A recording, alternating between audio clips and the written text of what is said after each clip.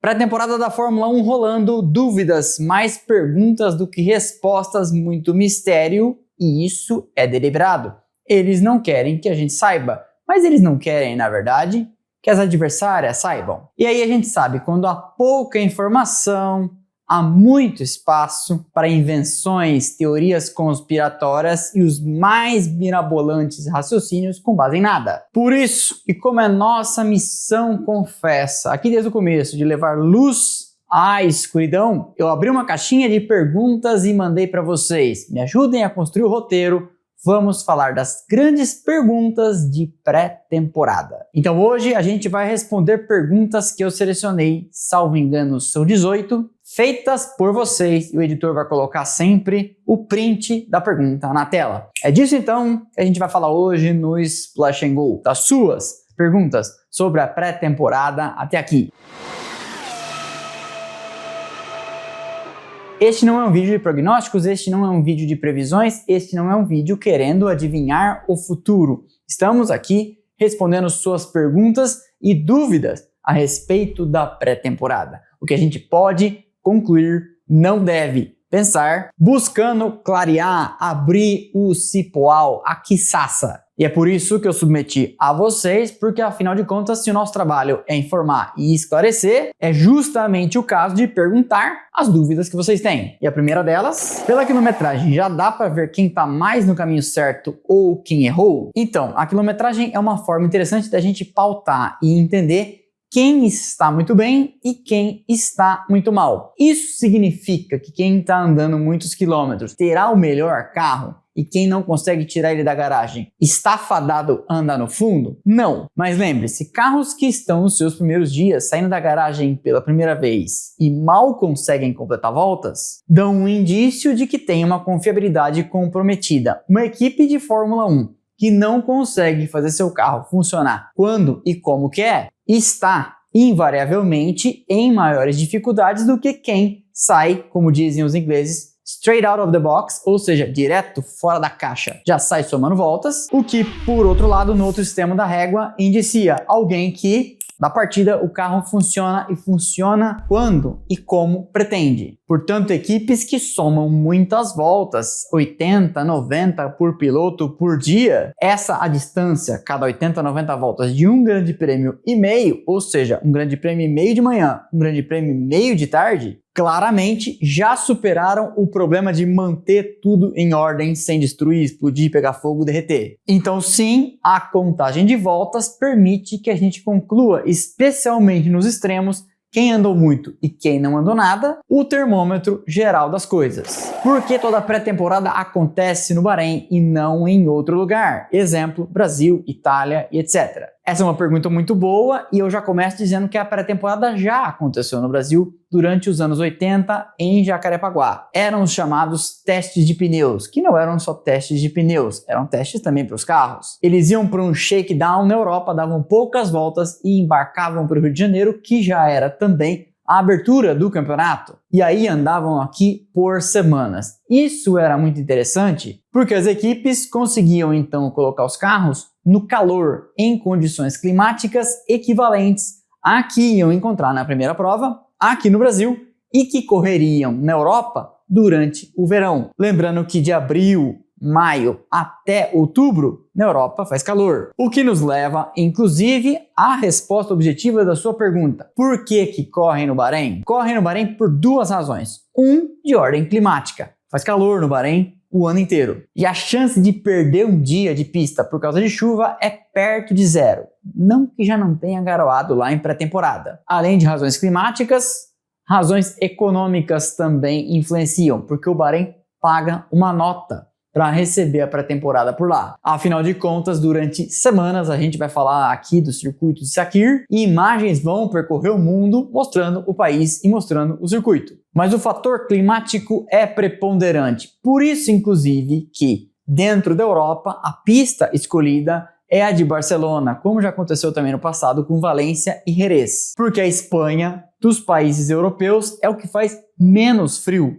Porque Barcelona e Jerez ficam mais para baixo, mais distante do Polo Norte. Então, ainda que faça frio e ainda que esteja frio em Barcelona? É menos frio do que em Silverstone? É menos frio do que em Fiorano? Se eu não me engano, no começo de 2000, quando o Barrichello andou pela primeira vez de Ferrari em Fiorano, tinha neve nas áreas de escape. Então as razões são climáticas, vão procurar um lugar quente, e isso já aconteceu, por exemplo, também na África do Sul, em Kyalami, e também quem pague por isso. Essa pergunta conversa com a anterior. Por que em Barcelona e não já no Bahrein para essa semana inicial? Por motivos comerciais? A resposta não é a mesma e eu vou explicar por quê. Para uma primeira semana com urgência de fazer os carros andar e receio de que eles quebrem, é importante que você esteja perto da base. As equipes da Fórmula 1, à exceção da Audi, que tem uma fábrica na Suíça e outra na Alemanha, e da Ferrari, e meio que a Racing Bulls, que tem ainda uma sede em Faenza, todas, inclusive a Cadillac, tem um pé na Inglaterra. E o chamado Vale do Automobilismo, onde a maior parte delas está 1h30 de voo de Barcelona, ao passo que o circuito do Bahrein fica a 8 voando. Portanto, é meio óbvio concluir que você quer, na primeira semana, estar perto da base. E aí na segunda e terceira, com tudo mais desenvolvido, muitos dados coletados, aí sim, você leva o carro para condições mais extremas, porque vai fazer mais calor no Bahrein, e já adianta meia pernada do frete, porque do Bahrein muita coisa segue então para Melbourne, no circuito de Albert Park, onde começa a temporada. Equipes podem modificar o carro base? A resposta é sim, equipes podem modificar o carro base e frequentemente modificam. Mas se você estiver chamando o carro base de um monocoque, cada vez que você mudar o monocoque, o chassi, a célula de sobrevivência, tem que submetê-la novamente ao crash test da FIA. Mas sim, você pode. Ao longo da semana de testes, a primeira em Barcelona ou as duas no Bahrein, será normal que peças sigam chegando na fábrica, vão ficando prontas. Inclusive, nessa primeira em Barcelona, Isaac Hadjar, em razão de uma batida com o seu carro, que é também no momento o carro do Verstappen, atrasou o cronograma porque um carro tão novo assim tem poucas peças de reposição. E então, eles não andaram, tanto na quarta como na quinta, e vão aproveitar a sexta-feira, se as peças chegarem, e eu tô gravando esse vídeo na quinta-feira, dia 29, e a gente não sabe, portanto, se chegaram. Então muita coisa segue mudando. E isso é algo intrínseco à Fórmula 1. As coisas mudam demais. Um novo assoalho, uma nova suspensão, uma nova asa dianteira, uma nova asa traseira, essas coisas vão chegando constantemente, inclusive durante a pré-temporada. Ah, mas por quê? Para esconder o jogo? Neste caso, não. É porque o desenvolvimento é vivo, muita coisa vai acontecendo e muitos aprendizados vão sendo acumulados. Dados voltam para a fábrica. Então, algo que foi descoberto na segunda-feira pode gerar um aprendizado, uma peça nova, para chegar ainda na sexta. Ah, Rodrigo, você está exagerando. Não estou exagerando. Na época de Schumacher na Ferrari, ele voava no meio de um final de semana, às vezes depois dos treinos livres de sexta, de volta para Maranello, andava com uma asa dianteira nova em Fiorano, experimentava e voltava de jatinho, ele e a asa, ou ele e a peça, para a pista em que estava acontecendo o Grande Prêmio e a solução já era colocada no carro. Isso 20 anos atrás, você imagina hoje. Até que ponto o carro da pré-temporada pode ser diferente da temporada regular? Basicamente, tudo pode mudar, respeitadas as homologações de unidade de potência e de chassi, como eu falei para vocês. Se mudar o chassi, no caso a estrutura, o monocoque, que dificilmente muda, tem que passar por um novo crash test. Mas tudo pode mudar e frequentemente muda, já falei sobre isso na pergunta anterior. Não há nenhuma restrição nesse aspecto, isso é intrínseco da natureza da Fórmula 1, uma evolução constante, muita mudança, como eu falei também, dentro da mesma semana, às vezes. Tem como fazer previsões sem base nenhuma de dados? Aí eu não sou bruxo, né? Para a temporada, Audi no final do grid? Ao tempo da gravação desse vídeo, a Audi é de baixo para cima a quarta. O que eu quero dizer? Tem a Williams, que não andou nada, a Aston Martin, que andou, ao tempo da gravação desse vídeo, 4 voltas, a Cadillac, que teve dificuldades mesmo sendo cliente da Ferrari, e a Audi, que tem um motor próprio, deu 27 voltas no primeiro dia, não andou no segundo, teve uma quebra no terceiro pela manhã com o Hülkenberg, e na parte da tarde, na quarta-feira, aí sim acumulou 68 giros. É difícil fazer uma previsão, especialmente uma previsão responsável. E você disse aqui, tem como fazer previsões sem base nenhuma em dados? Não, não tem como fazer sem base nenhuma em dados. O que a gente sabe é que até aqui eles acumularam pouca quilometragem, especialmente se comparado com a Mercedes, com a Red Bull e com a Ferrari. Além da Ferrari, sua cliente Haas também vem andando bastante. Mas isso era esperado. Não foi aqui que nem você, nem os outros que estão nos assistindo viu previsões de que a Audi ia chegar chegando. Eu sempre falei que a montanha a ser subida era gigantesca. Fazer um motor de Fórmula 1 inteiramente novo é um desafio enorme para as já estabelecidas, ainda mais para quem está chegando agora. E por isso mesmo, para encurtar esse caminho, a Audi saiu contratando aos borbotões um monte de profissionais gabaritados.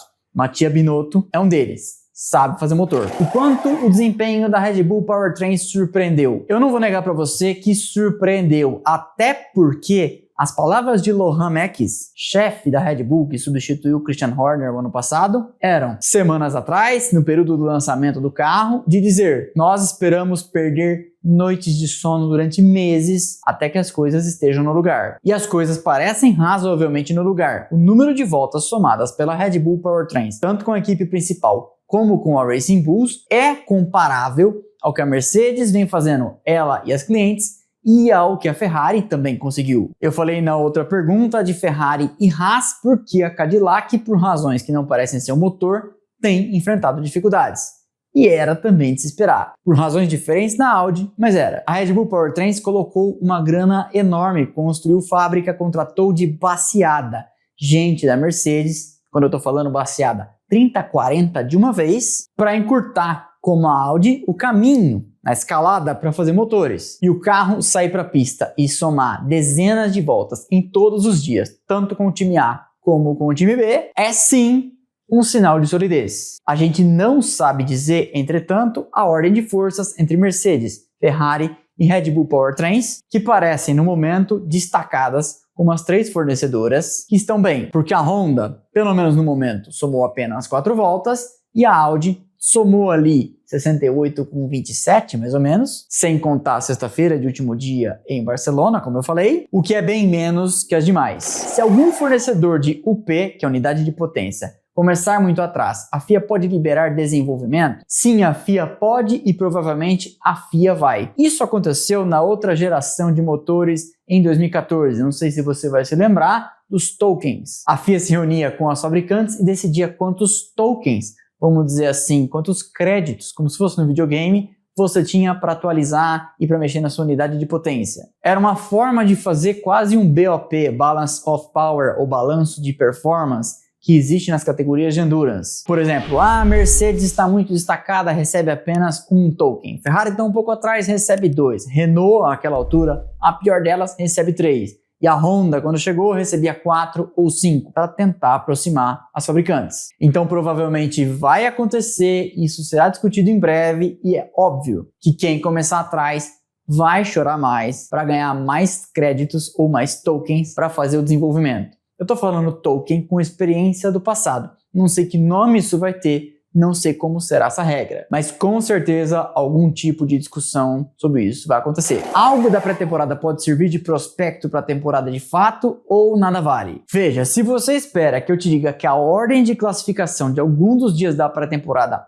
vai se refletir, com certeza, não, você não vai ouvir isso de mim. O que você vai ouvir é um argumento ponderado, cheio de senões para você observar quem está andando sem quebrar por diversos dias, especialmente porque não quebrar não é apenas uma questão de confiabilidade, que é fundamental. Só marca ponto e só vence corrida quem chega no fim. Mas também quem consegue superar o abismo da confiabilidade e já consegue começar a somar voltas, começa então a colocar em marcha uma programação para fazer experimentos, para mexer com acerto, para experimentar uma asa, para mudar o ajuste de uma suspensão. E isso é o tipo da coisa que você só faz quando o carro está funcionando. Porque se você perde uma manhã inteira resolvendo um vazamento de óleo, um problema elétrico, é natural que você não tenha ido para a pista com um novo ajuste de suspensão, testando um novo assoalho, um novo difusor e etc. Certo? Agora, nada vale? É claro que vale. Senão não estariam lá fazendo testes. Tem algum esquema de segurança para não vazar as imagens? Sim, e isso está sendo muito criticado. A Fórmula 1 adotou um sistema agressivo de segurança no entorno do circuito de Barcelona. Diversas publicações da Europa foram para a Espanha e estavam preparadas para tentar sneak in, para tentar uma brecha subir no muro, tirar foto, filmar. E no entorno do circuito de Montmeló há uma centena de seguranças, com a ajuda inclusive da polícia espanhola, não apenas profissionais privados, fiscalizando e intimidando a maior parte dos pontos, inclusive os morros no entorno da pista, em que vários deles tentaram subir. Pra quê? Então, tem muita crítica também no entorno disso, não parece justificável. O receio era que muitos problemas nessa pré-temporada, especialmente com as novas fabricantes, queimassem o filme e jogassem publicidade negativa em cima da Fórmula 1. O que me parece, um exagero, 2, deseducativo, porque é importante mostrar para as pessoas que sim, há dificuldade em fazer um carro funcionar e não há demérito nisso, não há nada de ruim. Na verdade, você até engrandece a Fórmula 1 por mostrar que no final de janeiro, eventualmente algo está ruim, chega em março, aquele carro que estava pegando fogo, termina uma corrida, marca ponto, vence. Mas enfim, não é assim que quem toma a decisão entende. Então há um esquema pesado de segurança e às vezes vazam imagens. A gente viu e postou e repostou algumas, e oficialmente só são produzidas imagens que a própria Fórmula 1 registra e que ela mesma posta. E isso vem sendo submetido a um tratamento, vamos dizer assim, para não chamar de censura. Porque é só você ver no resumo do dia 3 de testes que está disponível no YouTube que não há uma menção sequer ao carro da Audi quebrando na pista. Nem menção, nem imagem. Oi ADM, a pré-temporada vai ser transmitida inteiramente pela Globo ou só as últimas 4 horas? Bom, primeiro de tudo, não será pela Globo, será pelo Sport TV. A informação que a gente tinha era de que seriam as 4 últimas horas de todos os dias de pré-temporada, 3 numa semana, 3 em outras, 6 no total. Mas já vi informações circulando por aí, não encontrei até aqui para colocar o print na tela para vocês, de que mesmo no primeiro e segundo dia de testes, já no Bahrein, haverá uma restrição e apenas as últimas horas serão exibidas. Ainda não temos, portanto, essa informação redonda e, portanto, não vamos desinformar. Na F1 TV, a cobertura deve ser total, 8 horas de pista aberta, 8 horas de transmissão e comentários. E no Sport TV, canal pago por assinatura da Globo, a informação disponível até o momento, dia 29 de janeiro, é que as últimas 4 horas de todos os 6 dias serão transmitidas. Qual das 3 semanas de pré-temporada é a mais importante? As 3 semanas são importantes, as 3 semanas são parte de um todo. Porque não é só a última semana que é importante, quando as equipes começam a soltar um pouco mais de linha na pipa, começam a apertar um pouco mais e usar pneus macios, menos gasolina no tanque, especialmente no final do dia, quando tá noite, horário condizente com a corrida e a classificação no Bahrein. Porque é aquela coisa, qual é o ano mais importante da faculdade? O primeiro ou o último? Você não chega no último se não tiver feito o primeiro. Você não chega no primeiro se não tiver feito o vestibular. Então são parte de um trabalho contínuo. Você precisa tirar desempenho no último dia, mas se o carro estiver quebrando porque você não cuidou da confiabilidade nos primeiros, nada vai acontecer. E inclusive, quem segue tendo problemas de confiabilidade chega no Bahrein na primeira e às vezes na segunda semana lutando contra isso e perdendo tempo de pista. Então, não há como dizer qual semana é mais importante. As 3 são. É possível avaliar o comportamento dos carros por vídeos? Ver se está nervoso? Sim, é possível. Há algumas curvas que ajudam muito a entender. Curvas de baixa, como no Bahrein, curvas 10 e 11, e Barcelona, curvas 5 e 10. Curva 10, no Bahrein, uma freada de tangência dupla, mudando de direção, complicada, em que você já tem que sair dando tração. Quem entra e sai bem daquela curva tem um chassi razoavelmente equilibrado. E aí na curva seguinte, depois daquela reta oposta, você tem uma freada média e uma ascendente em subida de pé cravado. Também é interessante e também ficam ali os fotógrafos e os câmeras, não só da transmissão como das equipes adversárias, tentando ver alguma coisa. Em Barcelona é coisa parecida com as curvas 5 e 10 e a 9, uma curva de alta, flat.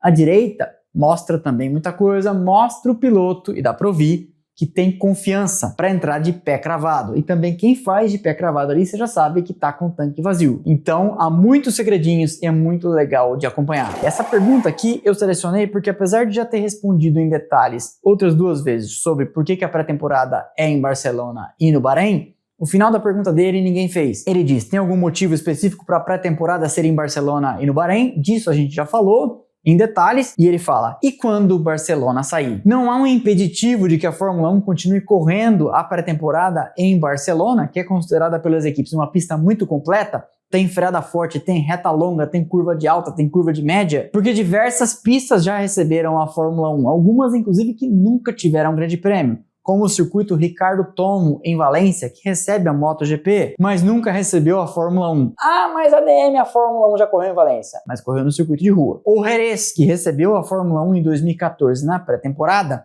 e também em 2009, e não vê a Fórmula 1 correr por lá, eu acho que desde 1997, naquela decisão de campeonato que Schumacher bateu em Villeneuve. Então, uma equipe sair do calendário não muda nada para fins de testes. Paul Ricard, por exemplo, ficou fora do calendário muitos anos. Está fora do calendário atualmente. E é uma pista que pertencia ao Bernie Eccleston, então muitas equipes iam lá treinar. Não sei se ainda é dele. O quanto vale a pena para as equipes esconder o jogo na pré-temporada? Resposta: vale muito a pena e todo mundo, em alguma medida, esconde. A primeira razão é estratégica. Eu não quero deixar o adversário saber quão bem nós estamos, para não mostrar todas as armas que eu tenho à disposição. Mas também há uma razão de ordem política, que é, se eu mostro para o adversário que meu carro é 3, 4 segundos mais rápido que o dele, ato contínuo, ele vai começar a procurar onde eu posso ter achado uma brecha e começar a fazer uma tempestade política falando na imprensa e falando na orelha da FIA que meu carro é ilegal. Já contei aqui no vídeo sobre delírios de pré-temporada como Brown GP e como Mercedes, em 2009 e 2014, esconderam deliberadamente o jogo, e isso foi motivo de debate acalorado entre os engenheiros para decidir o quanto iam esconder, justamente para evitar que alguém fosse de olho gordo, xeretar o carro e falar: ah, mas isso aqui não pode, hein? Então, vale muito a pena e todo mundo, em alguma medida, como eu falei, faz. A Mercedes fornece motores de especificação diferentes para os clientes ou iguais? Então, essa é uma excelente pergunta, porque no passado as equipes cliente recebiam motores defasados. A Ferrari nunca entregou para suas clientes até que isso fosse obrigatório no regulamento, já respondendo o resto da pergunta, agora é, motores da mesma especificação que a equipe vermelha corria. Por uma razão muito simples, ela não queria ficar atrás de uma cliente. Com o passar dos anos, isso foi recebendo muitas críticas e com o passar dos anos, equipes importantes começaram a ser clientes. Então, e a bem da Fórmula 1 como um todo, chegou-se a um acordo. Motor de equipe cliente é exatamente igual ao da equipe principal. Isso está no regulamento e você não vê a equipe reclamando, falando que o motor deles é pior. Por quê? Porque se for comprovado, as consequências serão pesadas. A prova disso é que nos anos 2010, a Red Bull com o motor Renault ficou na frente da Renault. A Mercedes de 2023 para cá vem tomando um passeio da McLaren. E nada impede que a Haas no passado ou hoje em dia, Sauber no ano passado e Cadillac nesse ano, fiquem à frente da Ferrari. O motor é rigorosamente o mesmo. No passado, não era. Existe algum limite diário por equipe para os carros andarem na pista? Resposta: não. Você pode andar o quanto você quiser, o maior número de voltas que conseguir acumular, tanto que de vez em quando alguém soma lá 100, cento e tantas voltas. O Arvid Lindblad, se eu não me engano, na quarta-feira, dia 3 de testes em Barcelona, andou 120. Mas às vezes as equipes recolhem o carro para dar uma olhada, conferir, evitar, trocar alguma peça de maior desgaste, porque uma quebra num final de manhã, por exemplo, depois de ter andado toda a programação, só acumulando voltas, andar por andar, e fazendo com que a equipe perca a tarde inteira porque não parou antes do problema acontecer, também é um prejuízo imenso. Mas em linhas gerais, não há limitação. Você pode andar o quanto quiser e o quanto conseguir. O problema é que tem algumas equipes que não conseguem. No que devemos prestar atenção nessa pré-temporada? Quais fatos são realmente importantes? Então, a gente vem falando aqui do número de voltas. Longas sequências, somando voltas de maneira ininterrupta, fazendo programação, simulação de corrida, indicam, como eu falei em algum momento aqui desse vídeo, que a equipe consegue pegar seu carro e colocá-lo para funcionar como e quando quer. Esse é o maior indicativo. Mas nem tudo se resume ao total de voltas. Afinal de contas, você pode somar dezenas de voltas e chegando lá em Albert Park tem um carro que não quebra, mas é fundamentalmente lento. Então esse é o requisito número 1. O requisito número 2 passa pela observação de detalhes. A equipe está alternando pneu médio, pneu duro, pneu macio. Os pilotos, quando saem de pneus macios, mostram confiança para frear dentro e ao acelerador cedo. O carro, quando chega numa freada, está muito nervoso, está muito instável, não isoladamente, porque afinal de contas tudo tem a ver com o referencial. Não adianta ver se o carro está nervoso e não ver como estão os demais. porque às vezes é um regulamento que deixou todos os carros nervosos. Então a questão é comparar a Ferrari com a Red Bull, a Mercedes com a Haas e entender quem está bem. Como o piloto coloca o carro nas curvas, como ele conduz, ele consegue fazer o que quer. São elementos que você vai somando. Não esqueço da pré-temporada passada, 2025, em que a Haas somou um número impressionante de voltas. E na semana passada, eu estava ouvindo um podcast High Performance com o Ayao Komatsu, team principal da equipe, e ele comentou: fizemos a pré-temporada, a gente achava que nosso carro era relativamente bom, chegou em Melbourne e a gente percebeu, ele era durável, mas era lento, fundamentalmente lento. E aí a gente teve que conduzir uma imensa revisão para daí 3, 4 corridas, entender alguma coisa e fazer alterações ao longo do ano. De bonus track eu peguei também na caixinha que eu coloquei nos posts da comunidade do YouTube, 3 perguntas de vocês. GFO Bauer: a Audi pode ser considerada fundo de pelotão ou ainda dá para ter alguma esperança com esse motor feito do zero? Então, acho relevante o que você fez constar.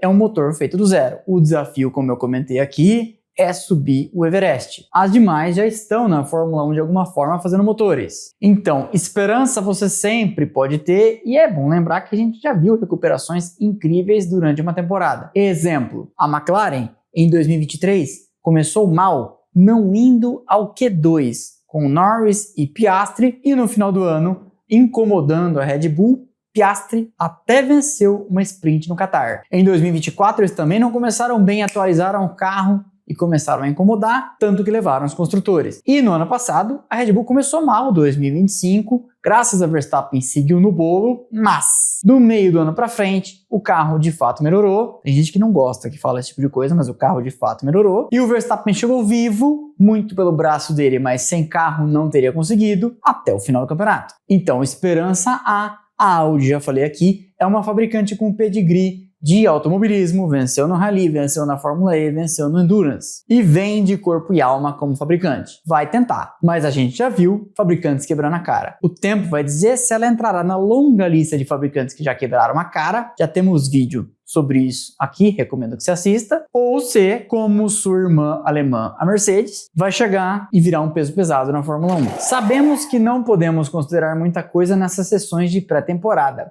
mas é de se observar que não está sendo um show de horror. Esperávamos que seria problemas atrás de problemas, devido a vários meses de más notícias, porém até o momento está se provando o contrário. Existiu alguma pré-temporada que a maior parte das equipes conseguiram fazer testes sem muitos problemas ou quase nulos? É verdade, esperávamos que fosse um show de horror e pelo jeito a Fórmula 1 também, tanto que restringiu essa primeira semana de testes, mas eles já tinham feito isso em 2022 e também em 2014. De toda forma, não foi um show de horror. Estamos vendo ali mais ou menos o esperado. Como eu falei aqui desde o começo, era esperado que a Audi tivesse dificuldades, era esperado que a Cadillac também apanhasse. Se alguém te vendeu o delírio de que a Audi ia chegar chegando e que por ser uma fabricante poderia vencer corridas, eu não estou dizendo que não vai, mas estou dizendo que não é provável. Em 2025, esse alguém te vendeu o terreno na lua. Pode acontecer? Pode acontecer, eu não tenho compromisso nenhum aqui com previsões que não estou fazendo. Só estou dizendo que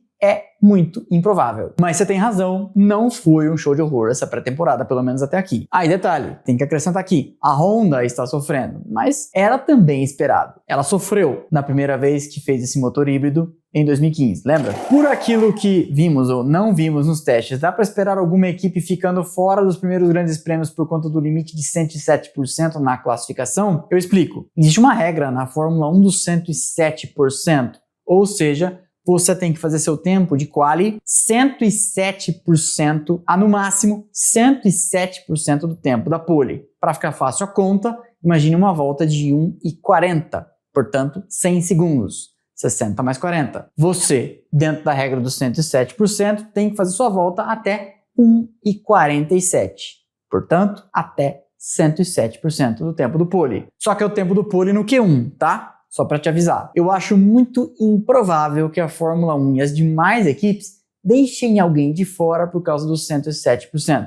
Por uma razão muito simples. Vai ficar muito chato fabricantes como Audi e Cadillac terem movido mundos e fundos para entrar na Fórmula 1 e passarem o vexame de ficar de fora por causa dos 107%. Então, eu acho que vão dar uma flexibilizada. Mas também gostaria de acrescentar que, como falei aqui, não foi um show de horror e eu acho difícil que pelo menos para uma voltinha no quali, eles não consigam fazer o tempo dentro dos 107%.